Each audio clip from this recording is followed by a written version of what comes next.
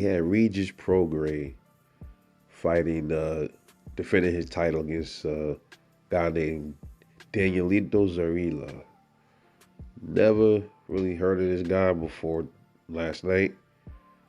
Uh, Very interesting fight, I'd have to say, because this is probably the first fight that many of us seen Regis Prograis actually really struggle. All right. Now, Regis Prograis just came off of a win uh, against Jose Cepeda. He came off that win in November last year, and he ended up capturing the WBC title. Okay, so his first defense was with this guy here, Danielito Zarilla.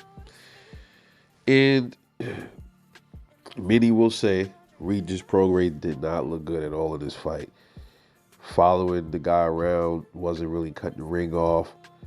And arguably, Regis was dropped in the first round unofficially. You know, same thing that they kind of said about Bud, you know, against Me Machine. But it was an official knockdown. But many people are calling it a knockdown. So we're going to go ahead and say it was a knockdown. But on a serious note, there's already people saying Regis Prograis has been exposed. They were kind of doing the same thing with Boots. The same thing with Boots. Was having the same issues with that Karen Chukazan guy. It was almost the same thing.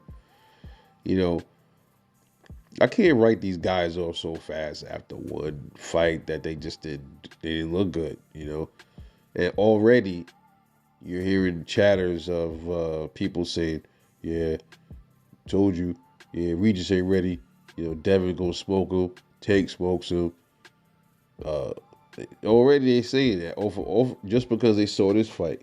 Now you would figure, you know, somebody of a Regis Prograis caliber should have been able to cut the ring off against this guy here, which may be true. But hey, it happens. This is boxing. I guess sometimes you're just off, man. You have one of those nights where you off. But to everybody's defense, though, you know, Regis Prograis, how many fights in, man? He's in 28. He's, 28, 20, 29 fights in. He should already know how to cut the ring off against dudes. Uh, Period. You know, a mover, boxer, puncher, pure boxer. He should already have that ingrained in him how to cut the ring off and how to do it properly. But one might argue that maybe Regis felt something that he didn't like from this guy, because he did whop him with something real good. And I think after that, I think Regis was a little bit hesitant, but that could have been something. But the guy's punching ratio, his knockout ratio is 68%. So that's some pretty good power. So he ain't no the dude that he was fighting wasn't pillow fist. You know, so is this one of the hardest dudes Regis has fought as far as punching power? Probably. I don't know. But the guy, he was in there to really survive, bro. He was in there moving around. He was doing his thing a little bit, but he was in there. He wasn't in there to take the belt from the champ, bro. He was in there to just, to me, survive for 12 rounds and get a check and go home. And Regis didn't take advantage of that. Didn't jump on him. Didn't pounce on him. His jab was looking real lethargic. You know, it was a little different. It was a little difficult watching that because you're not used to seeing Regis do that. You used to him really being a little bit more aggressive than he normally was. He was missing shots. You know, so I listen. Maybe like I said, this was one of his nights. They entitled to have an off night, man. Who are we to say that they can't? But they'll, like I said, when these fighters get into like a fight that they can't, like they struggling, like we struggle with movers and stuff like that. Automatically, that's when everybody start coming out saying this fighter or that fighter definitely could beat him. They say that already about Devin. I don't think I can't say that right now. That Devin beats Regis. just because what I saw from Regis last night. I can't say that right now. If Regis looks bad the next 2, 3 fights or something like that, then I could probably say, yeah, okay, Tank gets him, Devin gets him. But it's too soon to tell, man. I think Regis is a quality fighter. Well, it just seems like he got like one gear though. Just always seems like he got like one gear. Like he can't go up to like second gear, something like that. It's like whatever dog you see in Regis, that's the only dog you get. You don't get extra dog or none of that. You just get that dog right there. But nonetheless, he has the win. He defended his title. What's next for Regis Prograis? I don't know. Some were saying uh, he should fight Sabril Matthias, and I believe he should definitely beat him.